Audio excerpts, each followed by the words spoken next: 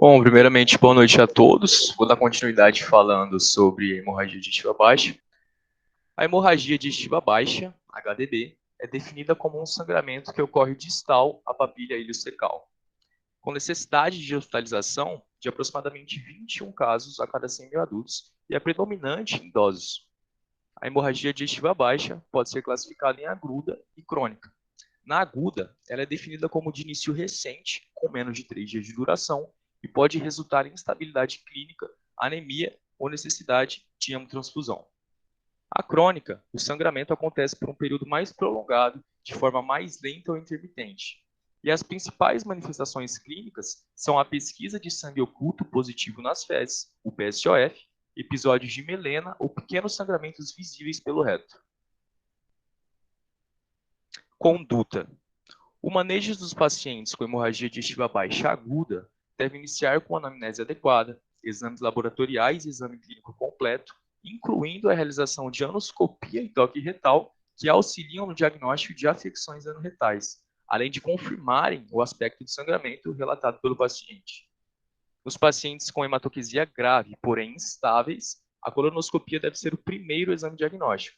E a endoscopia digestiva alta, EDA, é reservada para os casos de resultado negativo. Mas agora, já nos casos de sangramento digestivo de origem indeterminada, quando a endoscopia digestiva alta e a colonoscopia são inconclusivas, é indicada a cápsula endoscópica e a enteroscopia. Tratamento endoscópico geral. Atualmente, o tratamento endoscópico é na presença de estigmas de sangramento. É um sangramento ativo, vaso visível ou um coágulo aderido, que são preditores de recorrência da hemorragia.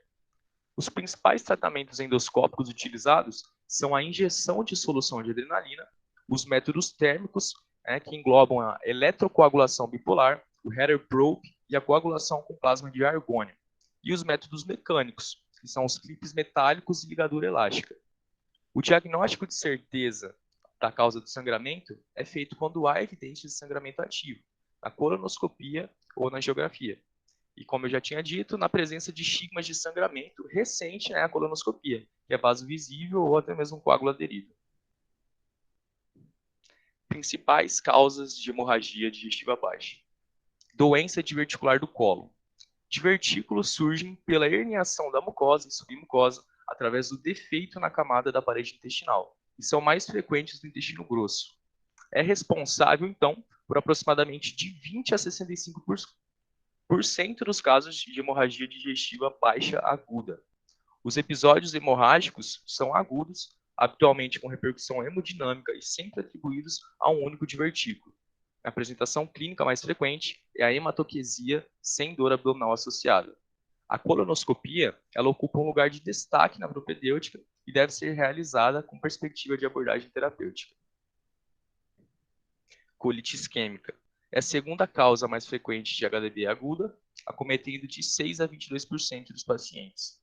É o resultado de uma redução abrupta e temporária do fluxo sanguíneo mesentérico secundária à hipoperfusão, vasoespasmo ou oclusão dos vasos mesentéricos. O quadro clínico é de dor abdominal moderada, associada a hematoquesia ou diarreia sanguinolenta. Os pacientes mais afetados são os idosos, portadores de aterosclerose ou com doença cardíaca. Os achados colonoscópicos mais comuns incluem sufusões hemorrágicas da submucosa, cianose ou necrose da mucosa, com ulcerações e distribuição segmentar, que é uma transição abrupta entre a mucosa normal e a afetada.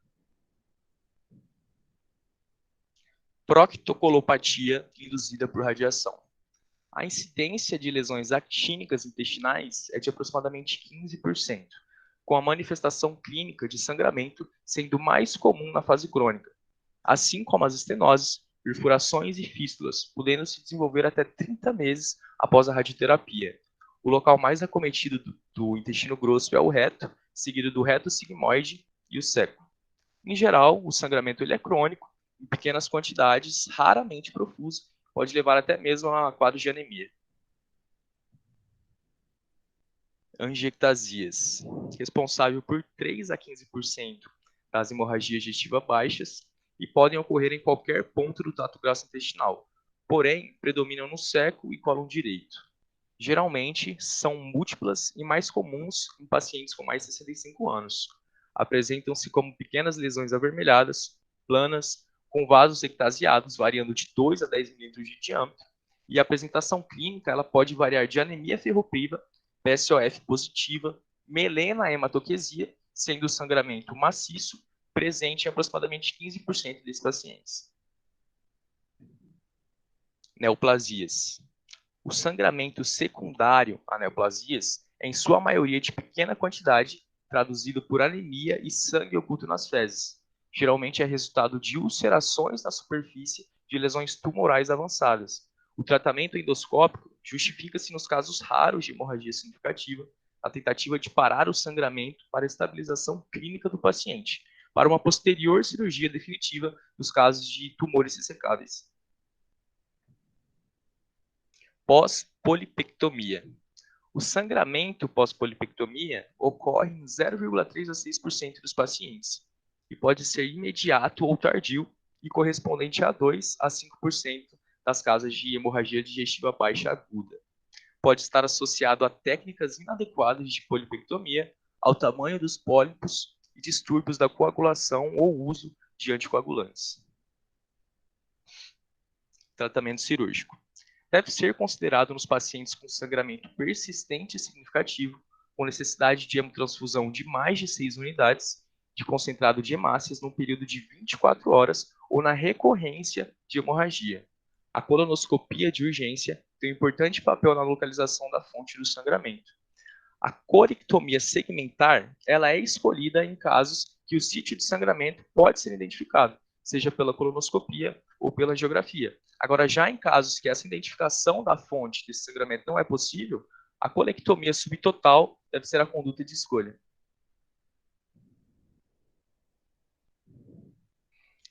Agora, falando sobre icterícia, o diagnóstico diferencial.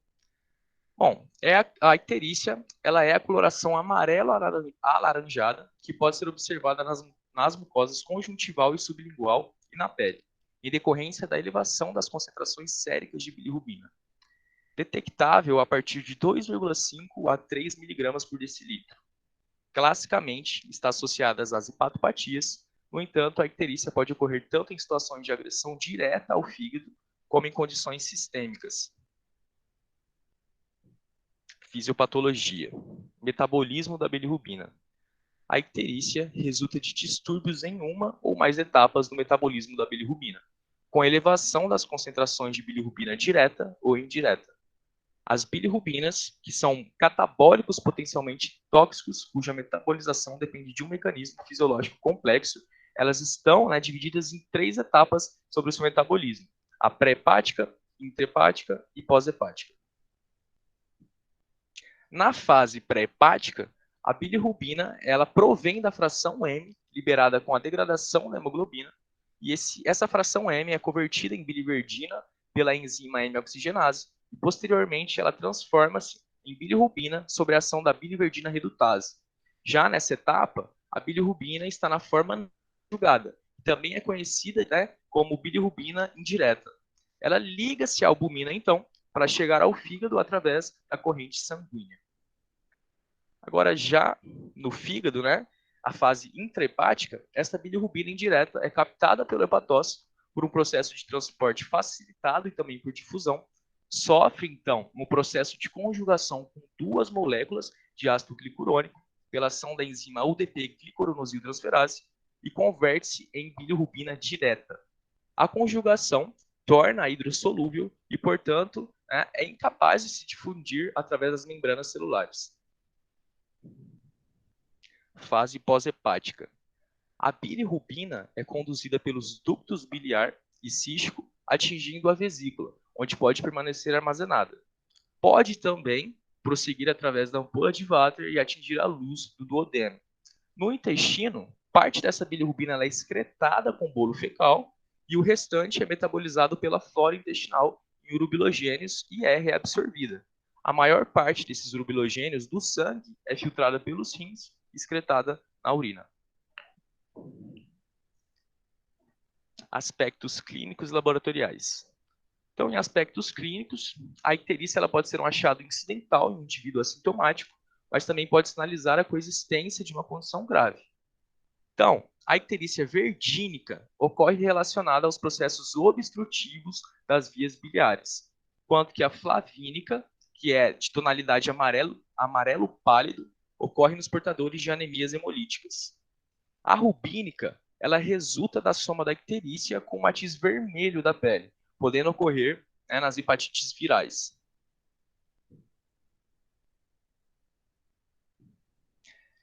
Já em níveis mais elevados de bilirrubina conjugada por tempo prolongado, como ocorre nas colestases crônicas, essa bilirrubina ela se apresenta com uma tonalidade, né, de marrom alaranjado. E na pseudoicterícia, ou carotenemia, a coloração alaranjada da pele ocorre em decorrência do hábito dietético rico em beta-caroteno. A anamnese, ela precisa esclarecer se a instalação foi abrupta ou insidiosa, se é o primeiro episódio ou recorrente. É preciso esclarecer também se essa icterícia é acompanhada de prurido, emagrecimento, dor abdominal, colúria, anemia e ascite. Agora, as causas, né? Então, causas pré-hepáticas, temos o aumento da produção do M, em que a hiperbilirrubinemia indireta, ela resulta de um desbalanço entre a massa de bilirrubina produzida a partir do M e o seu ritmo de conjugação em nível hepático. Diminuição da captação de bilirrubina pelo hepatócito. O fígado ele pode ter sua capacidade de captar bilirrubina inibida pelo efeito competitivo de medicamentos, como, por exemplo, a rifampicina, o ácido flavaspídico, novobiocina e contrastes colecistográficos. Nas causas intrahepáticas, temos a diminuição da capacidade de conjugação da bilirrubina, que geralmente os níveis séricos da bilirrubina total, elas não excedem 10 mg por decilitro, e elas normalizam-se dentro de 2 semanas. Então, decorre dos baixos níveis da enzima UGT1A1. Diminuição da capacidade de excreção da bile conjugada. As síndromes de Dubby-Johnson e de Rotor caracterizam-se pela icterícia com predomínio de bilirrubina conjugada ou mista. São condições benignas, cursam sem alterações das provas de função hepática, sem colestase e não requerem tratamento específico. Colestases, não, volta lá que falta, obrigado. As colestases intrahepática deriva da colestase intrahepática recorrente benigna, que é a BRIC, e da colestase intrahepática familiar progressiva, PFIC, em que essas duas, né, ambas estão relacionadas em mutações no gene FIC1. A hiperbilirrubinemia conjugada nessas síndromes decorre da insuficiência generalizada dessa secreção biliar. Então aí, né, nós temos uma colestase. As causas pós-hepáticas. Obstruções de vias biliares são causadas por colelitise, tumores intrínsecos e extrínsecos, infecções parasitárias, linfoma, pancreatite aguda e crônica e estenoses pós-cirúrgicas. Neoplasias de vesículas e de vias biliares causam icterícia e pruridos intensos. Já na pancreatite aguda, a icterícia ela decorre da compressão extrínseca da via biliar, por edema ou pela formação de pseudocistos volumosos, né? Então, que impede a drenagem dessa bile de volta para os intestinos. Falando agora sobre abdômen agudo.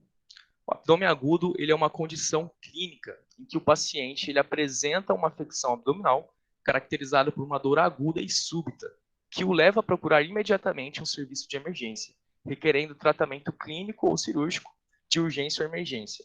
É uma das principais emergências da prática médica, com alta incidência e elevado risco de gravidade, podendo levar ao óbito, muitas vezes pela dificuldade de se estabelecer o diagnóstico correto.